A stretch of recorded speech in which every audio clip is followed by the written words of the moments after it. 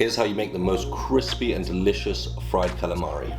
Right, before we begin, let's just take a moment and appreciate this squid. Like, just look how absolutely massive it is. Right, now you're done looking at it, let me show you how to break it down.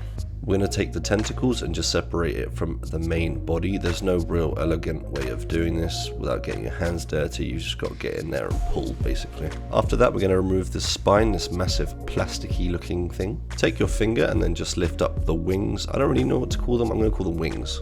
And then just take your finger, push it through, and then just run it all the way down until you've separated them from the main body. And then we're also going to remove all the skin, so it should come off pretty easily, just like this. You can eat them. I mean, I've always found they're a bit tough, and I don't like to eat them personally, but yeah, go for it. If you want to try it out and experiment with the taste, give it a go. We're going to remove the beak from the tentacles, so just push through from the other side and then just pull it out. Should come out pretty easily. Following that, we're going to take a knife and then just separate all those innards, the guts, all that stuff from the tentacles, and then yeah, that's your calamari pretty much prepped. Give it a good clean in the sink, and then you should be left with the squid tube and the tentacles. With the side of a hammer, I like to just tenderize the calamari a bit, especially if it's a big muscly one like this one I've got today. Following that, we're going to just cut it into rings and then start the marination process. Garlic powder, salt, bicarbonate of soda go in alongside some lemon juice, some olive oil, and a tablespoon of my garlic.